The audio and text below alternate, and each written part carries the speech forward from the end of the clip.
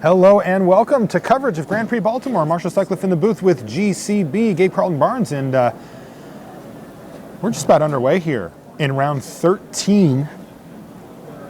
Got two of our highest ranked players here. Let's see, Cuneo's number 3 right now, and number 7 here for Josh Utter-Leyton on our standings.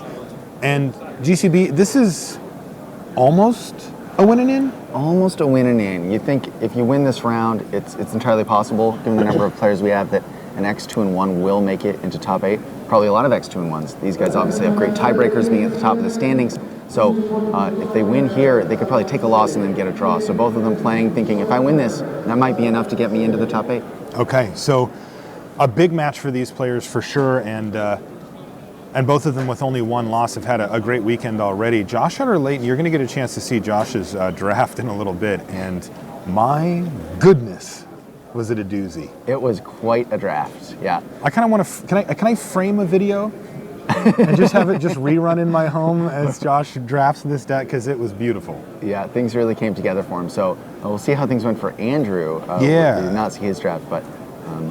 One thing he did see, though, is that morph. Smoke Teller revealed that. I couldn't actually see it, but Andrew knows. A Woolly Loxodon. Okay. And it's only one of 3 that Josh has in his deck. And he even passed a couple. So. He did, yeah. Josh doing a great job identifying what was open, and the draft really came together for him. Yeah, Randy and GCB were taking a look at that draft, and like I said, we're going to have that for you in between rounds so you can watch Josh draft. Cons of Tarkir. He's currently ranked 20th in the top 20 pro rankings, top 25 pro rankings, excuse me. And he certainly drafted like it there. And here playing a morph and keeping no secrets from Cuneo. He shows him an abomination of good duel, I believe. Right, that's what I saw too. So Cuneo gets to know what's coming to get him. I think we might see Cuneo just attack with a Smoke Teller, play a land, and Death Frenzy, thinking, okay, it's just a 1-for-1, but I take out a Woolly Loxodon and an Abomination of Good Duel, 2 real problem cards. You got to do it. Yeah. Nice advantage of the Smoke Teller that he gets to know what he's getting. Yeah, that's a big deal. Doesn't have to worry about a Monastery Flock here, you know, something to make him look bad.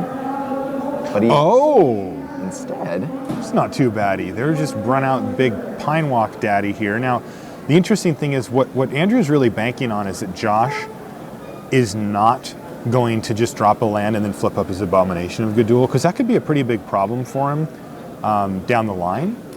Yeah, and it makes sense, because he has this huge 5-power creature that now, if Josh does make that play, he attacks for 3. Josh is cracking back for 7. 5 to 7, yeah. Yeah, and that Smoke Teller, you know, can then trade with the Woolly Loxodon if Josh wants to make any kind of block. That's super interesting. I like this line from Cuneo. Yep. And that is But you know what? Josh Utter-Leyton might have sniffed it out here. He might have, or it might have just been that was the best play that his hand had. And Sure. He wants to find something else. I mean, you got to figure he could have played something else there, but... He certainly could have, but if it's not something that's going to deal with the Pine Walker, then next turn he just gets to play a land and unmorph his Woolly Loxodon and deal with it. Ah, there you go. Good point. So this is actually a really interesting set of circumstances that we find here, as Cuneo now, he's actually just going to lose a lot of value on that Death Frenzy, right? I mean, it is like, if he lets Josh Utter-Leyton untap, play a land, then that Death Frenzy is pretty much dead. Yeah, it is. And you know, he may find a time later in the game where it's valuable. But he does have this Savage Punch. Things might get savage here. He's also got a kill shot in his hand too, so it looks like Andrew just kind of has all the answers here. So he was ready to deal with the Abomination when it unflipped. He had, I believe, the Savage Punch in his hand already. Correct. So not afraid of this particular play. Yep. So here, he was going to attack for 9, but Josh decides to stem the bleeding a little bit and trade off for the now 4/4 Smoke Teller that had taken 2 damage or 3 damage. Yeah, and he did use the Savage Punch to kill the Abomination rather than using the Pine Walker. I think partly to encourage that block from Josh. He says, I want to get this 6/7 off the table before it becomes a 6/7. Interestingly, Josh obliged. You know, not normally that your opponent encourages you to do something and then you also do it. Right? Right, absolutely. But it did happen here. It would have just been a huge hit, though. I mean, 9 damage, and as a result of that block, he only ended up taking 5. So yeah.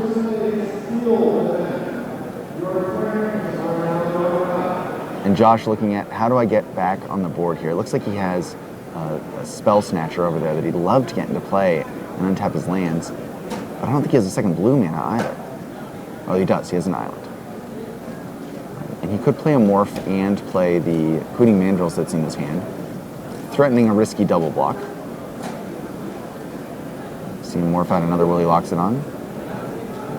Oh, and play the geez. Mandrills. Yeah, so big turns here on both sides. And Utter-Leyton down at 12. You have to think, given the situation, oh, there's a Dune Blast for Cuneo. What does he just always have one of those? Yeah, he was born with Dune Blast in the soles of his shoes. Not too bad. I don't know why he was born with shoes on, but there you have it. Debating, I think he could get a 1-for-1 on that Death Frenzy now. He absolutely could. He could get a 2-for-2 here as well if Josh decides to double block. But he's not. He's going to take the full 5 here, drop down to 7. Now, you may see that Death Frenzy, but looks like you will. Yep, he's been taking 5 mana. He wants to get something out of it, so he's going to kill a morph. He knows at this point Utter-Leyton probably has a pretty good morph in his hand because he's had plenty of time to draw cards and hasn't played that many, and so. And also because he traded a Willy Loxodon earlier Right. for a Smoke Teller, so. Got to figure there's something coming down the pipe if your opponent's comfortable with that. You know what would be really neat to see this game? What's that? Somebody spell snatch a Dune Blast. Ooh, I like that idea. And there's the Savage Punch. So now Josh actually might be able to set up a situation like that where... It would involve Andrew Cuneo getting greedy. Right. Because I think if Josh plays a morph here and Cuneo. Andrew has the land, he's just Dune Blasting. Right? I think so too, Kill both of your things. Now, if Cuneo doesn't have a land, though, this does get interesting. Yeah. And I don't think I see a land in his hand. Yeah, and you know, there's not a huge pressure on him anyway, because this is a fine sequence for Cuneo also. Except now Josh. Now can it's just not, sit though. on the Spell Slinger. Oh, man. He can start beating down to that Hooting Man. Okay, but what's going to happen here, GCB, is Cuneo may feel compelled to fire off that kill shot. Right. And then, can Josh steal it? Like, how does that work? He can. He can steal it, and he can leave it in room And it just exiled leaves until he can actually cast it? until he can cast it. Okay, so but it will certainly take it away. I mean, because now, you know, all of a sudden Josh has the initiative here. He does. And I think Cuneo will play that kill shot. He doesn't want to make it obvious that he has a Wrath, and he didn't play a land, so clearly he has some kind of action. Right, and on top of it, it's just risky. Right? It is risky, All right, so here's the play that we were just talking about a minute ago. GCB kill shot's going to get spell snatched, but ultimately that's not really going to be great for Josh, though having a kill shot in the bank's not bad, right? Not bad. So if Cuneo draws a land here, it's entirely likely that he will Dune Blast, and he does draw a land, so we'll find out. He's got to smite the monsters. He could continue to try to just manage this board. He could It does get make risky. a play where Like, how much better is Dune Blast? You know, just bang. and now he's going to get in an attack with his Tuskguard, which may hit the graveyard from that kill shot, given how low Josh Utter-Leyton is. He may not have time to wait. Cuneo decides not to attack? No, he doesn't. Well, I don't know if he's got to go through that kill shot at some point. Right. Or maybe he's thinking, if Josh plays a creature, I need to have a blocker. The kill shot can't kill my blocker. So Right. He's going to wait until he has a better board position to attack into that kill shot. You know, we saw that yesterday. Chris Fennell killed an Alabaster Kieran that was getting an air quotes free attack because of its vigilance. Yet that was the key blocker. And Fennell's like, kill shot it. And it's like, hey, kill shot does kill blockers sometimes. Yeah, absolutely. So a beautiful demonstration from Andrew on being careful. So here, Which is something he's very good at, yes, by the way. it is. Very, very good moment for a Sultai Soothsayer. Great card for Josh Utter-Leyton, and he gets to go pick up his top 4 cards and choose the best one for this situation. Looks like he's got some nice options there. And the other ones go to his graveyard to feed his Delve. So, and it looks like an Icy Blast just hit the graveyard, so you got to assume he got something good. Although, not particularly the moment for Icy Blast right now.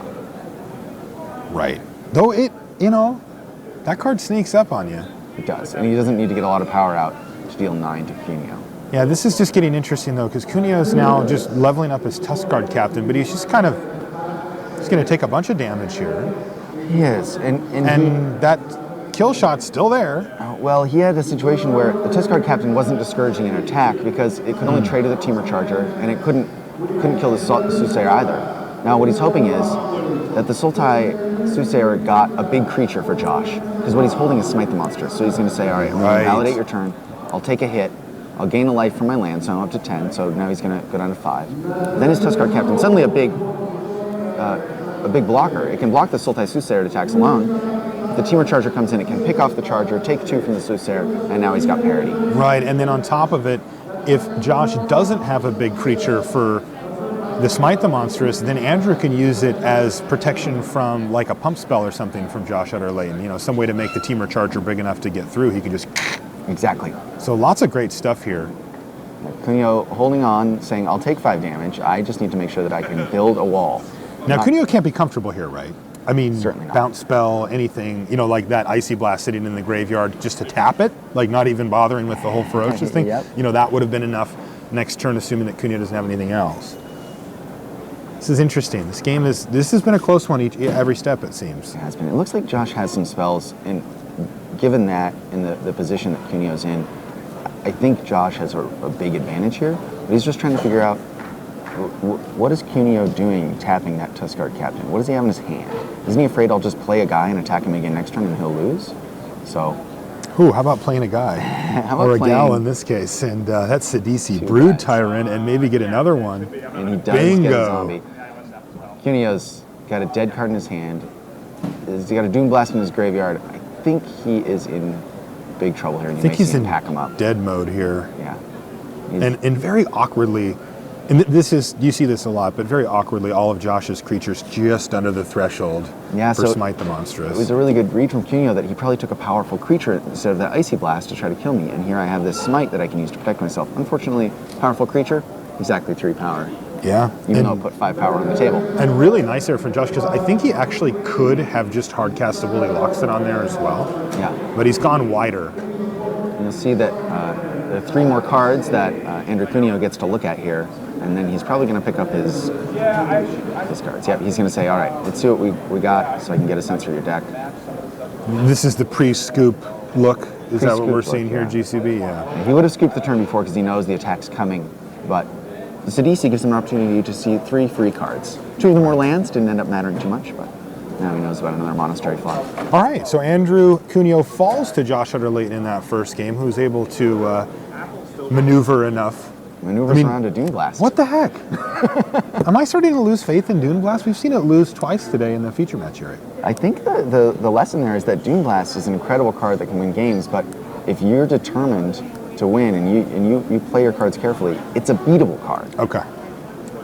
It's no Yumazawa Jute. All right, let's take a look. Let's take a look at Hunter Sllayton versus John Finkel. Looks like John is up a game already, and we're in the early stages of game 2 here. Yeah. Hunter, I saw him post on Twitter about kind of lamenting the draft pod he was in. He said it was a pod full of killers, including John Finkel, Reed Duke, Ben Stark, Dan Jordan's in there, Scott Gerhardt, Jason Kim, and then Benjamin Green rounded that one out. But Hunter's no slouch. He is no slouch. And he won a PTQ. He won a PTQ. He's played on the Pro Tour. He's a limited specialist, and he has had a pretty solid weekend. He came in at X2 today, so he 3-0'd his first draft, and he needs to 3-0 this one as well, or at least 2-0 and get a draw in order to make it. He's also a mustache specialist. Yep, absolutely. And let's see if he's a blocking specialist here, because John Finkel's put up some nice threats. He's got 8 power on the battlefield here. Yes, and you see Hunter not block that Alpine Grizzly with his morph. It's a sign that morph is probably pretty good. Must be very good. Yeah. And he has a good answer, though, for the Summit Prowler. Here's a creature that you can't remove, can't get out of the way. Can't get out of the way. And that's actually very relevant here, as John Finkel just drew Burn Away. Right. Now, he could use it on the morph and just try to power through a bunch more damage and force a trade with the Whirlwind Adept. That seems fine. Hunter indicating... you mentioned, Hunter seems to like that morph. Yeah, he's also got a Bring Low, which... same thing. A lower quality removal spell, so we can save the other one. And that John will do that. So let's see what it was that Hunter was so in love with there. Oh, it was 1,000 Winds. Yep, I would be attached to 1,000 Winds as well. Agree, that explains that scenario. And that forces a trade here for Hunter. He's got a block. Hunter 1 turn away from being able to unmorph that 1,000 Winds in 2 turns. 2 turns. Is it 7-ton morph? Yeah, I always thought it was 6 too. 6 to cast, 7-ton morph. BDM and I commentated a match where we thought it was 6 for like 3 minutes straight. It was a little embarrassing. Why isn't it on morphing? Yeah, we did. We were saying that, and it was like somebody's like, dude, it's 7. Right, I forgot. Those rares will get you every once in a while. They're a little hard to read on the screen, too. Well, I'm not reading the card. All right, so here's a morph. Now this one's got a block, right? I think it does. Get it in there. This looks, ooh, Awaken the bear. On a bear? Like a flavor win as well? Goodness sakes. So that's going to get in for 5 damage? This is looking pretty bad for Hunter. John's got a handful of cards and a guy. Hunter he's just felt behind every single step that we've watched this game. And it looks like he doesn't have anything to play here. So that Alpine Grizzly is going to knock him down. Oh yeah, pretty low. This is bad news. John has a charm in his hand. He does. He's got a Teamer charm that he can use to counter something huge, and instead Hunter just floods out there. Can't counter land. Has to show him a pair of lands there, and John Finkel with a quick 2-0 over Hunter Sllayton. No shame in losing to John, but that's still a bummer. Oh, you can see the mustache there, by the way. Yeah. It's a sad mustache, but it's. So John Finkel, though, looking very, very good. Got a shot, wins 1 more, may be able to draw into top 8, may have to win 2 more. Josh Utter-Leyton, he's on a mission to prove that Dune Blast stinks. That's his. He's got another notch here. You know, he's just going to say, you know, I don't want to lose to that Dune Blast. And there are ways to make it work. You know the crazy thing? He won that game. He had like 3 or 4 really good spells left in his hand, too. That he could cast. Yeah. Like Woolly Loxodons and stuff just hanging out. Yep. He even had a spell. It wasn't his. That's right. Floating there waiting Just to floating. If the game shot. ever turned, it was going to be really hard for Cuneo to turn it around. That was tough. Yeah. Cuneo, see his opening hand there. It looks a little bit light on the colored mana. Yes, it does. It looks a little ragged on that end, but decent power level of spells here as both players lead things off with a Forest to start. Cuneo with the second one, but no Elvish Warrior. Play with that Forest start. Not full meant for that. Right, Forest starts pretty. Oh no. Forest. Well, thank goodness for morphs. Yeah. And he does have a Tuskar Captain, it looks like. But this pretty. He wants to trade here. Yeah, he wants to trade. Yeah, this is a Krumar Bondkin that he can't flip up currently, so jam a block immediately there. He's going to block. Yeah, he's just looking to protect his life total. He's got a kill shot. He's got an Alabaster Kieran. He has some stuff he can do later. Maybe even has his Dune Blast in hand, but I'm going to really love to draw a land here. And not a land that maybe yeah. produced a different color of mana. Well, here's a Tuskar Captain, and that is going to block now. Presumably. I guess he could wait a little bit.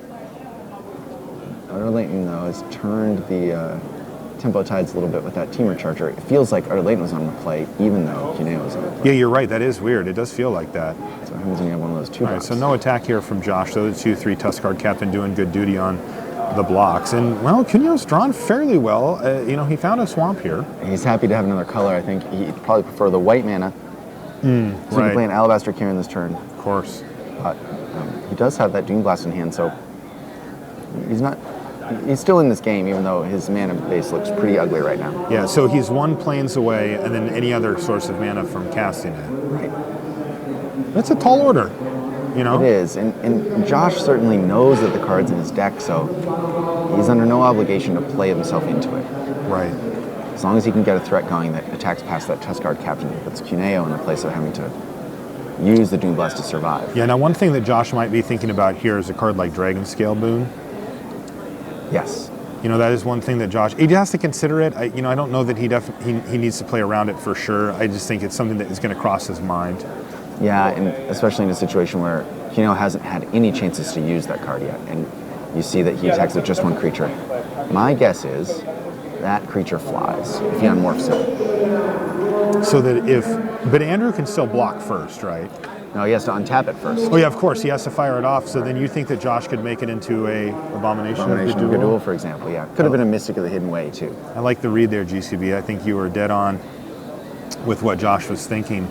And that also explains why that other morph didn't attack. Right, because if so he that chose one to... probably doesn't have flying. Right. It's interesting.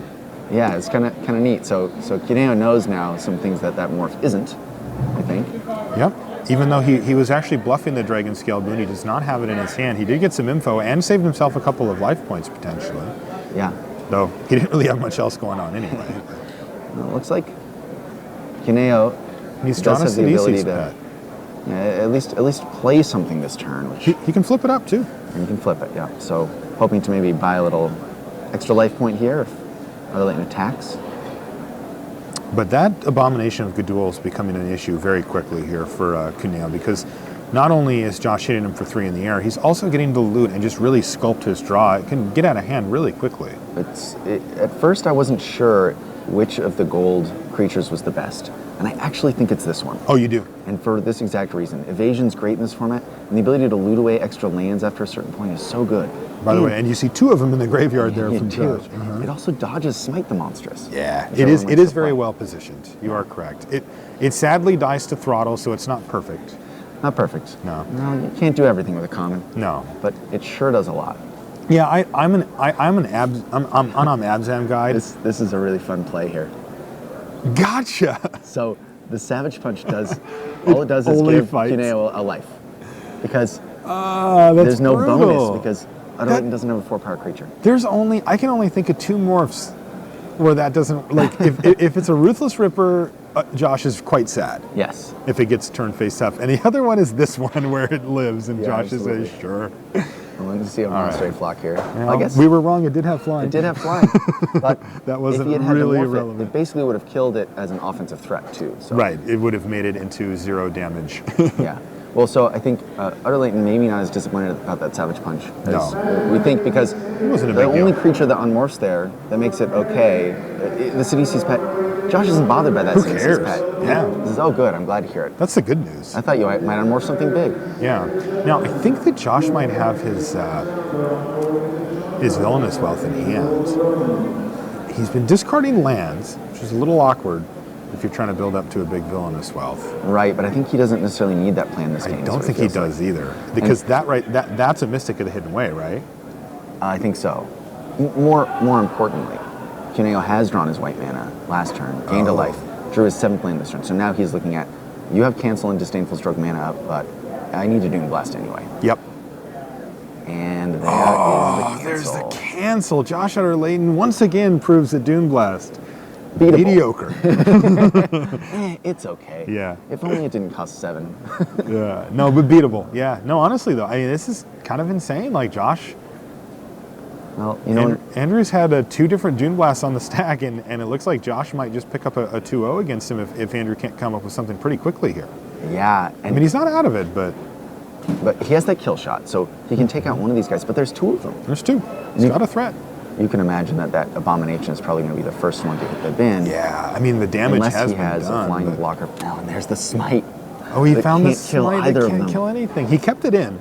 And remember the last game, he saw a couple of Woolly Loxodons, but they never even got flipped up. Right. He probably thinks, well, I'm gonna kill one of those with it, but that's not what's happening on this board. And this is, Score 1 for Abomination. yeah. Cuneo going to go ahead and probably kill shot the Abomination. Yeah, Yep. gotta do it. And now, holding on for dear life, he's got 2 draw phases here. He's gaining a life a turn off the Sidisi's Yeah, that might buy him 1 more. Attack for 6 Oh, or yeah, 7, so so- he just drawn 1 more. But Did you have What was just draw that? another Doom Blast? I just saw Doom Blast come off the top. You just draw another Doom Blast. Okay, so What? So this is the point at which it gets really hard to beat a Doom Blast, is when you already beat 1 Doom Blast. What? Amazing, amazing. I mean, he did get born with 2 shoes. I suppose there's a Doom Blast in either one. What is happening? Utter-Leyton totally calmly. Oh, okay, a Doom Blast. Another one. Sure. Wow. Fine. My turn. I think Josh is going to relish this challenge. Because Oh, if yeah. he can beat the second Doom Blast, What a his great mission will be story. complete. Oh, please say that this is Villainous Wealth for A lot 6. of mana. Oh, For 6. jeez. Well, I can't get your Doom Blast because that costs 7, but I can get. Hit, not hit. Well, the hit. Treasure Cruise he can't play, so he's No. got 4 hits. It looks like, yes, and there is a creature that's He big got an enough to Savage Abomination of Punch. Gadul. He got an Abomination. Now, he's just not going to cast the Death Frenzy, I'm assuming. Well, he can cast it first. Oh, he just can to put it make on sure that- last on the stack so that it resolves first? Yes. Yeah, that makes sense. So- So that shrink down that captain. He doesn't really need to. He's just going to go ahead and Savage Punch it. Oh, or He'd gain can he stack a it life. properly? I'm not sure how the stacking works. I think you have to play them all at once, and so he doesn't have a creature. So he it's can only target triggered with Savage abilities. Punch. All right. So it looks like all he's going to get is the 2 creatures here, which is. So he doesn't get to Savage Punch at all? I don't think he does. If he had something on board already, he could. Right, exactly. Ah. Yeah, there's no But it target has to target when it's on the stack, and everything else is on the stack at the same time. Right. So, Wait, yeah, they're They're double double-checking. checking with the judge, but that's but the language on Villainous Spell isn't like the language on the Curious Spell Snatcher that we saw earlier, which says exile this spell and then you can play it whenever you want. Villainous Spell says exile all these cards and then play as many of them as you want, all while the Villainous Wealth is resolving. okay. So what does this mean, though? Andrew Cuneo's at 5, and Josh still just produced a 4/4 and a 3/4 flying this turn. I mean, it's still Yeah, like this could still just be the game, right? it could. Now the 4/4 is just going to get smoked, I should say. Smitten. It will be smitten. The Abomination, though, that's 2 hits. 2 hits, you're dead. 2 hits, you're dead. And Wow. If Josh beats 2 Doom Blasts, like what? yeah, well, Villainous Spell is a pretty good follow-up to Dune Blast. So Agreed. He picked out 2 great answers. Although Cuneo has a lot of cards over there. He needs one with flying, preferably big. He has a blue card that I don't think he can cast. Do you know what maybe it a is? Treasure Cruise. It is. Yeah, there's Smite. the So Smite. that part we kind of knew about. What is this? It's a Kieran, which Not good will enough. buy him a turn. Correct. He can And jump maybe block. and maybe even open up a. He doesn't block here, right? He needs to try to find a pump spell. Right, absolutely. You have more outs if you have a chance to block and then use a pump spell. I don't think he has any pump spells. Ooh, that in was his dead deck. drop. That was dead drop. That's. I think you're going to see Josh Utter-Leyton cast that dead drop now. I think he's just going to jam it and just clear the board out, right? I mean, is it going to get better than this? It feels like it can't. I don't know. Oh man, once he reaches for that graveyard, okay, that's a the monastery reason flock, but. to not play dead drop might know that he's going to play it right What, now. is he trying to It's play around the Cuneo's third graveyard. Dune Blast, or? It somehow, Cuneo comes back from this game and hasn't seen it, but if that's going to happen, he's going to use the Yeah. dead Yeah, drop you at want some to point shut the anyway. door here. Yeah, I think that's certainly the play, and he will. Dead drop Takes you. out the flyer. How absurd is this? Josh Utter-Leyton's deck is quite absurd. And He's going to Cuneo beat has 2 Dune Blasts in one game. He It's did. amazing. Wow. Cuneo drawing the blue source there last turn, but 1 turn too But it late. was He doesn't tapped. have a chance to cast his treasure. Yeah. Brutal stuff. Wow, that was incredible. Look at Josh, a little smirk. How did he not smile about that? How many Doom Blasts did you beat today? Yeah. To be fair, Doom Blast is a rare in this format, and although it's super powerful and a very dramatic effect, you got to be able to beat it sometimes, or you're not going to win these tournaments. So, Josh, probably not the first Doom Blast he beat today. Very calmly dispatches of Dune Blasts in game 1 and then 2 Dune Blasts in game 2. It might be the first time you beat 2 Doom Blasts in this. 3 in 1 match. How about- 3 in 2 games. God, that's incredible. Well, you got to like Cuneo's chances with his Yeah, deck. his deck looks good. Yeah.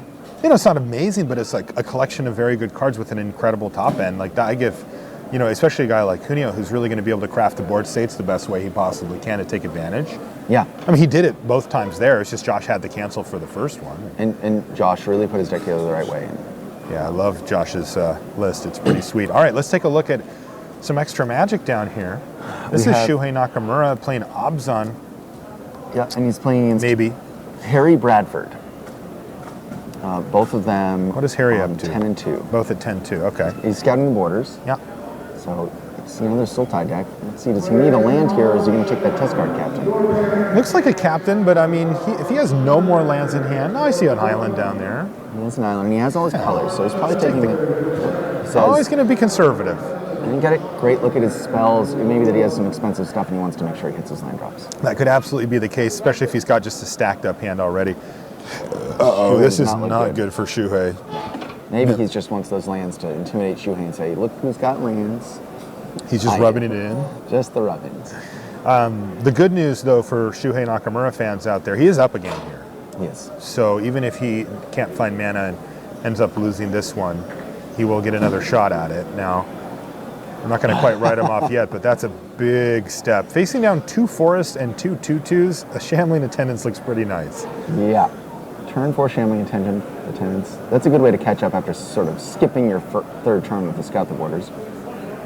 Shambling Attendance, once on the battlefield, is a real problem for most decks. It is so difficult to get through. Very dominating. The good news for most decks is that it's also quite difficult to get on the battlefield.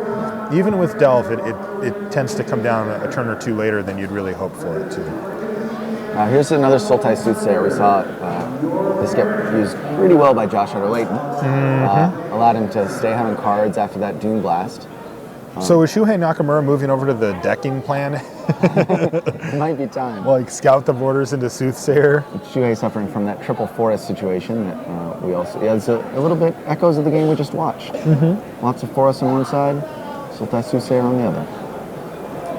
Well, red mana gets unlocked for next turn here with the Rugged Highland.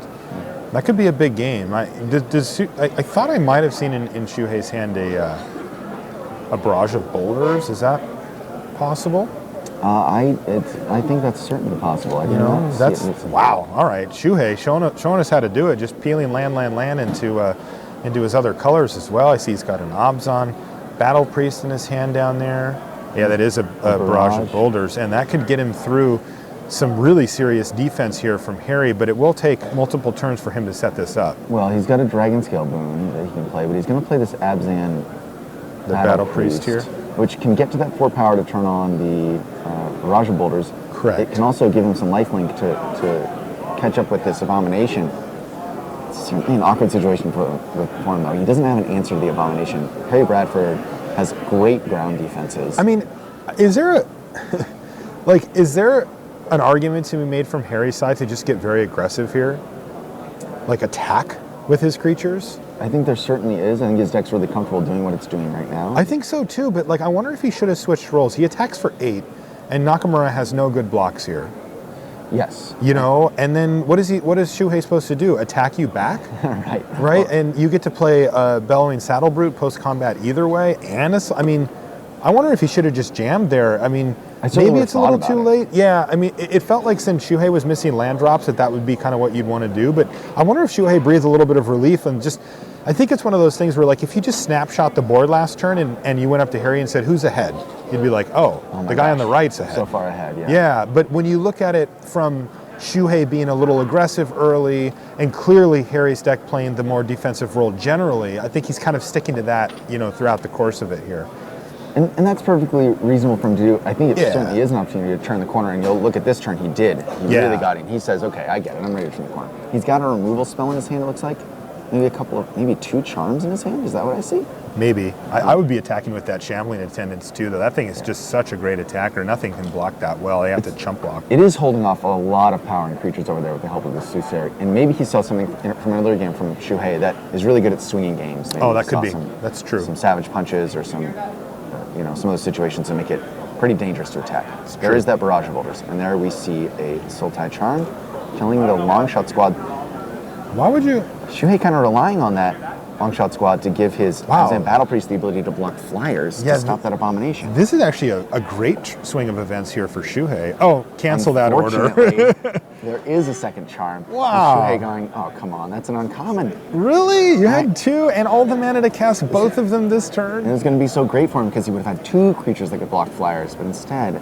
that is much less good. Unless he has a morph that can block. So now I think Harry just takes to the skies, right? He can kill his opponent in 2 swings. Yeah, he's just going to battle on the ground here. I think that Battle Priest is probably going to want to get in the way of something. It is. It's a 4/3, which doesn't give it any great blocks. I guess it could team up with something to take out the Shambling Attendants. Yeah, it could also team up to take out the Saddle Brute down there. And if he does that, then he only loses 1 creature. Only loses 1 creature, gains some life. Yeah. So that's not looking good though for Shuhei. I mean, even if Harry was a little late to start the beatdowns, it wasn't much, and he's certainly in full swing here. Yeah, and after he blocks here, he's going to end up at.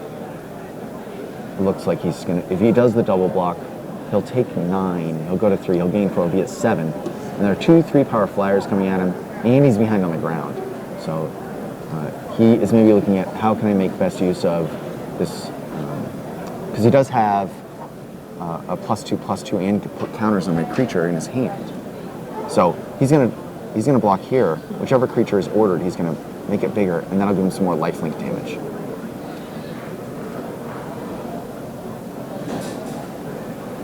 And you see the blocker is getting ordered.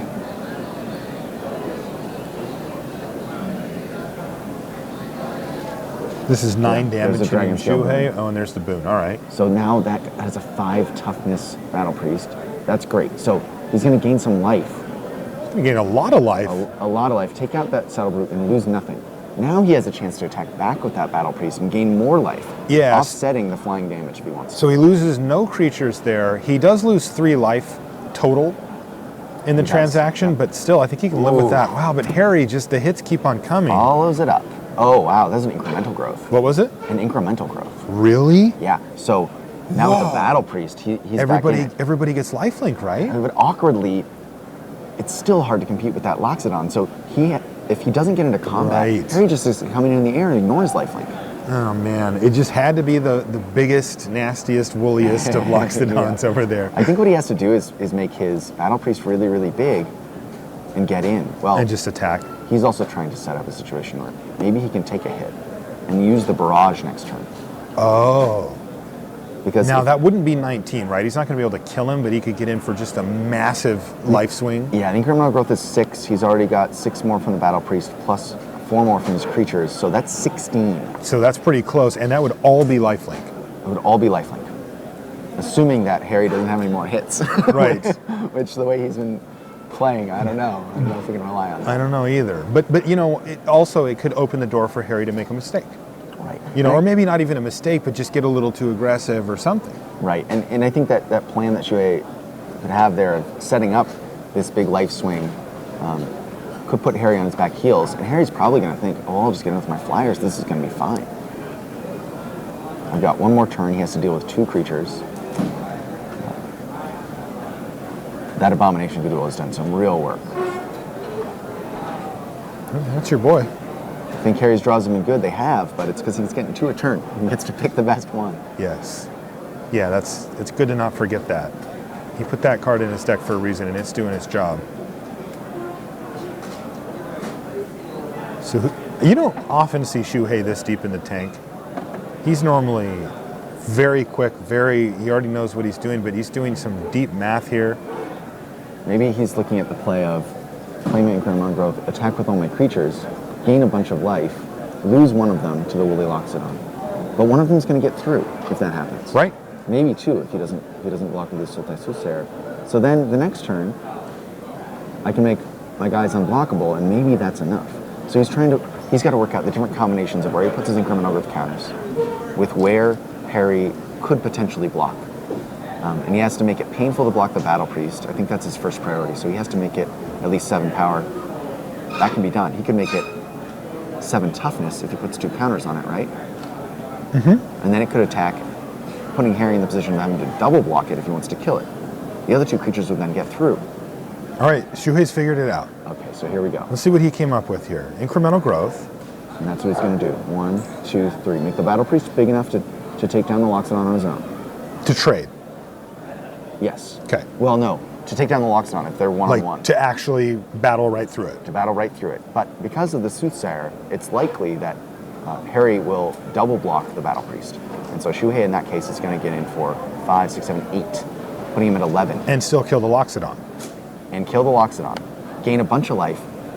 Buy himself maybe enough time to unmorph that creature and then play his barrage and kill Harry. This is really interesting. It's a really, really cool play. Shuhei had to do a ton of math there to make sure that he didn't die on the crack back here.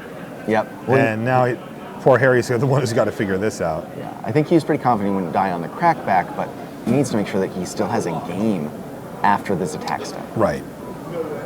Because Harry also has the option of, my Woolly Loxodon blocks your Smoke Teller and just eats it. My Soothsayer blocks your 3/3, and I will take this big hit from your Abzan Battle Priest, but you lose a creature, and I lose nothing. So I've got this big crackback. And that is the block he's going to make. So great block from Harry. He says, all right, fine. Get in with your Battle Priest. I still have a dominant board. I can leave my Shambling Attendants up and take out that Battle Priest next turn.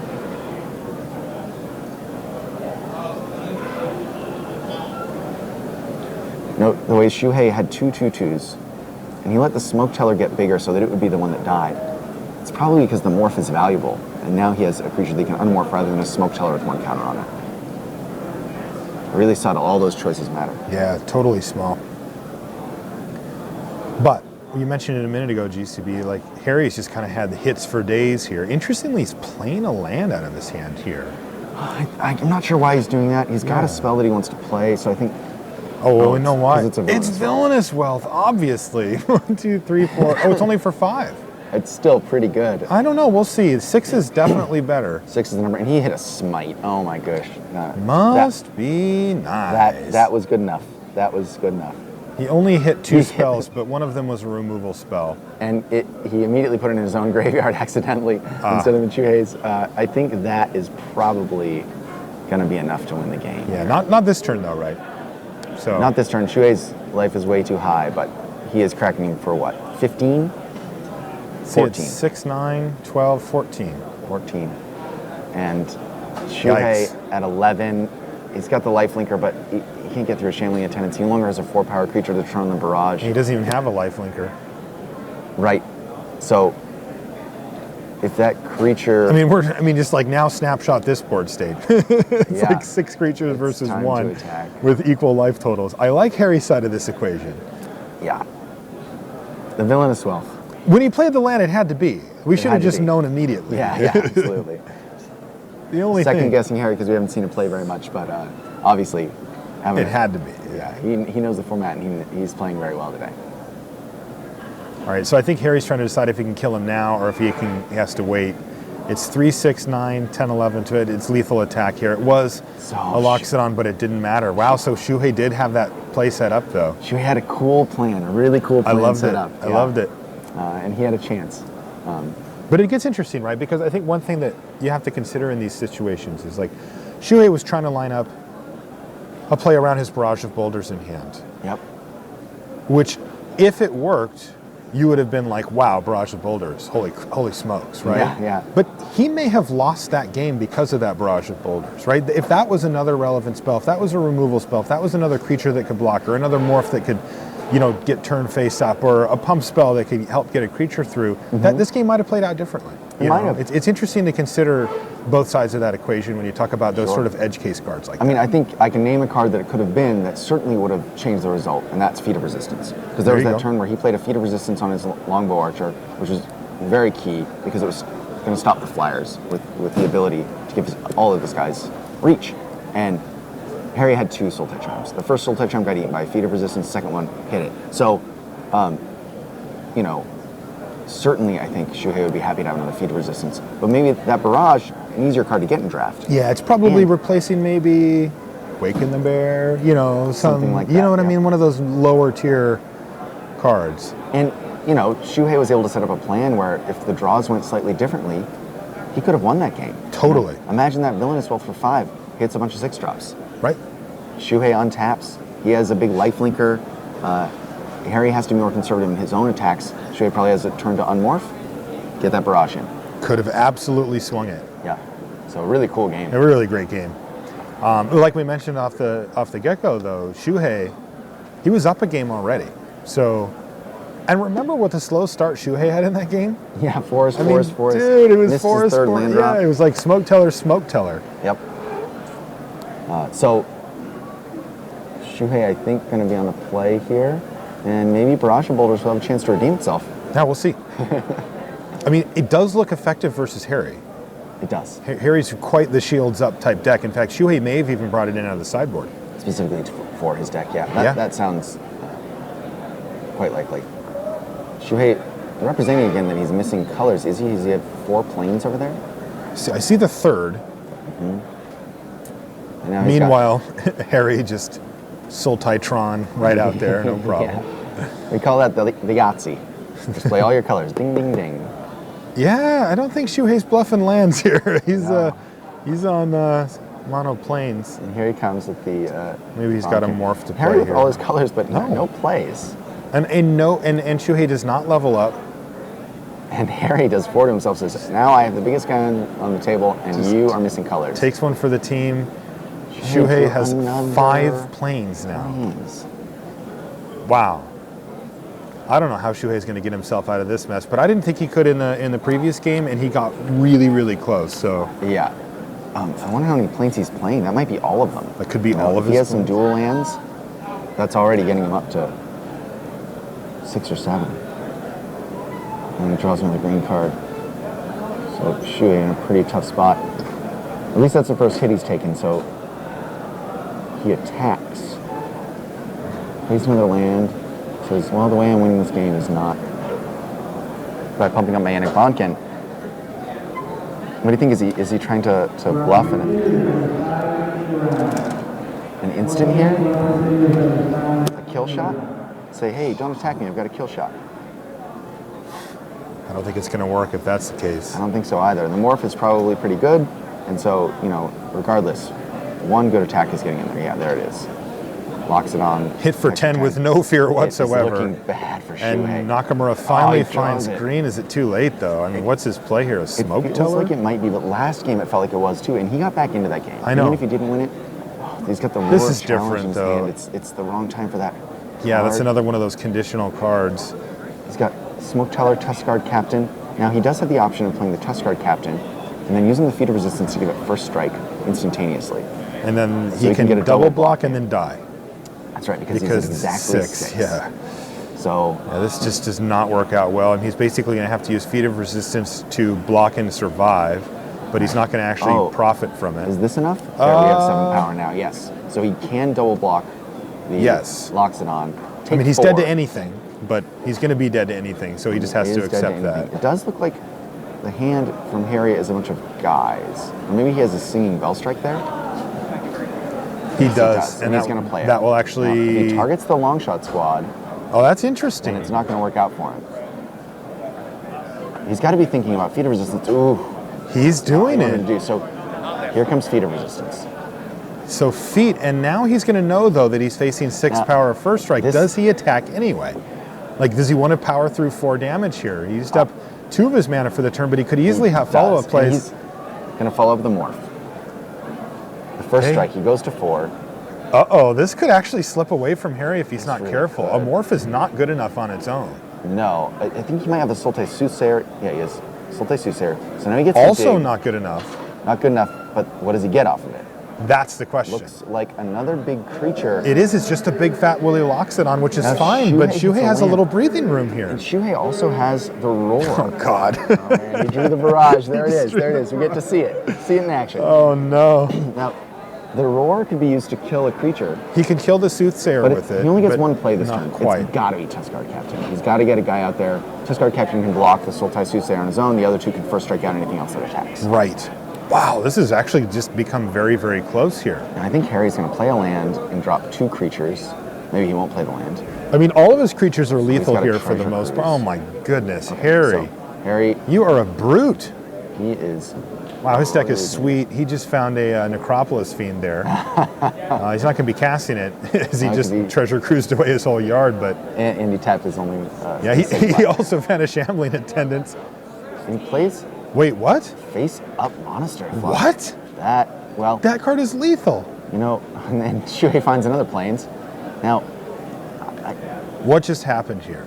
I think that Harry is looking at the board What and the saying, flock just happened? I don't want to try to attack around all these first strikers because if you have any tricks, I'm going to get myself in trouble. Instead, I'm going to set up a wall. I have you at 2, so I have a chance. But Shuhei can win this game with that Roar. You know what I don't like doing? Giving Hall of Famers extra draw steps. No, They not at will all. torch you. This is super interesting. I mean, the flock face down is a lethal threat, right? Like, if he can make, so he would have 4 creatures on the board, which are all lethal, versus 3. Now, maybe that's a little too tight for him to be comfortable just attacking him in there and just saying, what happens, happens. Right. But if you get 1 more, now are you comfortable, right? I mean, how many do you need? But playing the flock face up means that you are now 3-on-3, which you can't even have the option. In a lot of these situations, it seems scary to attack because you're going to get blown out by your attackers. But since Shuhei has to spread out his blockers, and Bradford's creatures have a ton of toughness, especially the important ones, you could see, he's probably not going to deal with that Bellowing Saddlebrute. Right, especially if he gets single blocked. However, on the other hand, if Shuhei does have a kill shot, he gets to take out the Bellowing Saddlebrute, and then the smaller creatures do get picked off. Now he has 2 morphs. By the first strikers? Yeah. So That is an interesting play. And there is the big boy, Necropolis so his Fiend. plan is I'm going to make a flyer. And I think that Shuhei is about to win this game because Harry's at 10, and Shuhei can make... He doesn't have red mana, so he can make everybody block the Smoke Teller. That's right, and then he's going for 1, 2... No, he's one light. He's one damage short. It would be 9. It would be 9. It would be 9. So close. So... but he's at 2. Tuscaloosa. Oh, he has a long shot squad. Yeah, so he can block. Nope, there it goes. And there's the throttle from Harry. Oh, wow! I can't, Harry. When you come home and watch this one on replay, you are never gonna know how close you were. Oh my goodness! He was at 1. He was at 1. Shuhei had him to 1.